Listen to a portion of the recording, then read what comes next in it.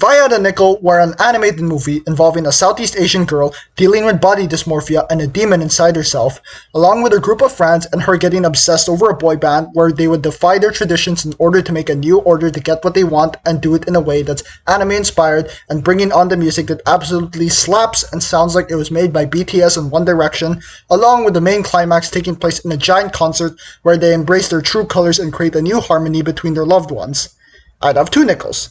Which isn't a lot, but it's weird to happen twice. It's no secret that Disney has kind of lost its touch when it comes to creating musicals, with their last bop of a musical that was universally praised by everyone being Encanto, all the way back in 2021, with their latest musicals being either underwhelming or underappreciated. But then, you have this movie, busting out the second best movie soundtrack of 2025, first place still goes to Better Man, fight me, with the music that somehow got me, someone who is not a K-pop fan, bobbing and weaving to freaking soda pop of all things. Get this song out of my head! This movie somehow convinced me to watch it from its premise alone. A K-pop group that performs concert and releases music videos by day, demon hunters by night. It's this wild concept and stupidly well animated visuals that got me to check out this film. And quick review on the film, I thought it was good. The visuals won me over with how bouncy, colorful, and emotive it was, with each character just casually breaking their character rigs for some of the most simple expression that could have easily done the scene without needing to break the rigs. But they did it anyways, which is why we got smear frames like this.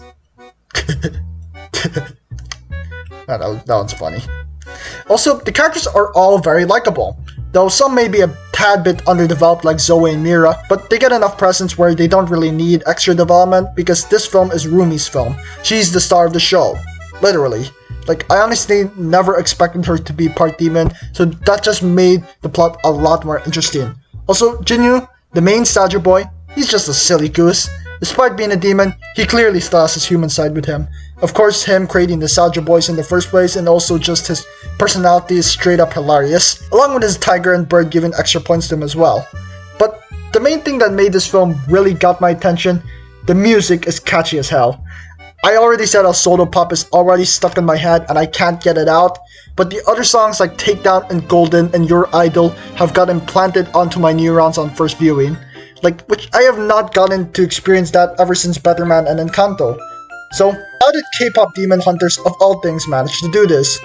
Well, this is where I want to get back to the main point of the video, which is talking about how K-pop demon hunters exposes Disney's problems with their musicals, and how Disney could lock in and make great musicals again, because that is truly what built them as a giant juggernaut that they are today. So, what made K-pop demon hunters music so much better than some of Disney's recent works?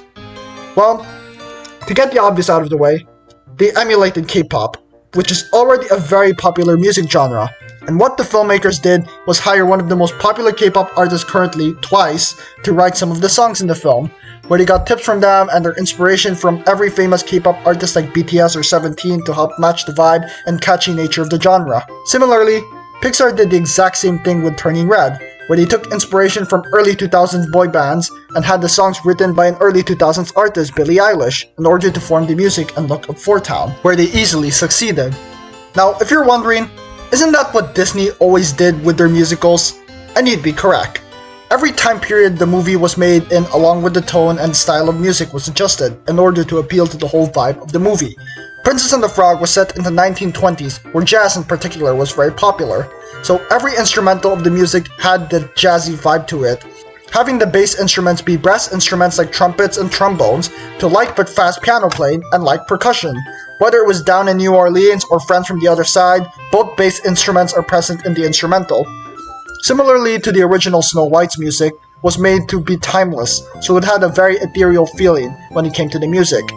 For more recent examples, Moana incorporated instruments used by real Polynesians in order to make the soundtrack, along with great direction from Lin-Manuel Miranda, where he blended the cultural and modern music styles together in a unified vision, which is why I think Disney's failing right now at creating life-changing music now. All of their latest musicals that have been considered controversial have one thing in common.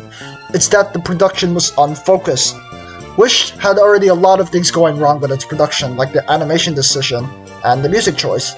Whereas in most Disney musicals would fit with the time period they are in, like the production, the time period of Wish is not very clear and neither was the music direction, because they wanted to have their cake and eat it too, by trying to get a mix of classic Disney songs and pop music, when it just doesn't work most of the time. Same with Moana 2. They may still be taking inspiration from Polynesian music, but they are also trying to replicate the flavor of Lin-Manuel Miranda, so we end up with a style of music that isn't very passionate with the style of the writers.